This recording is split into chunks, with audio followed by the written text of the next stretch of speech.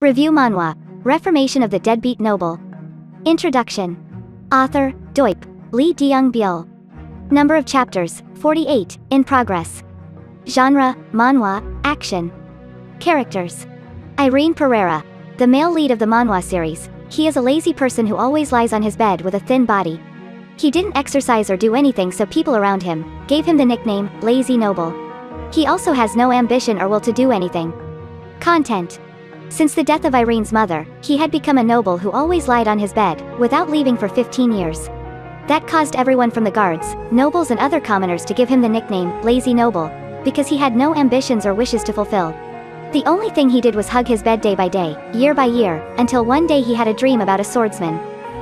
In the dream he saw him doing nothing but swinging his sword. He swung his large and heavy staff from a very young age until he was old. When he fell, he still held the sword in his hand. That dream suddenly made him wake up, and want to swing a sword like that. It seemed that the swordsman's will had kept him out of bed for 15 years. He immediately walked out of his own room and went to the training ground, grabbing a long sword and swinging it with his thin and frail body. He repeated the swordsman's movements, and it made him a lot more peaceful than lying in one place, even though he felt like his body was about to shatter from the pain of these motions. Although his body ached during his sword swings, he didn't give up. He never left the very sword that he picked up, and practiced swinging, and that change surprised those around him, especially his family. His growth seemed to be getting more and more advanced just by swinging his sword. In addition, the series has a special element that makes the reader curious, which is the fact that he is always lying in his bed, because he was cursed by someone until the swordsman appeared. Willpower and pressure freed him from that curse. Gradually, his life took a huge turn when he was introduced to the continent's top swordsman academy, by a very famous wandering swordsman. This is a school that trains future swordsmen, and is an extremely harsh environment for him to adapt to, as his peers have gone on long before him. But he decided to go to this academy and challenge himself.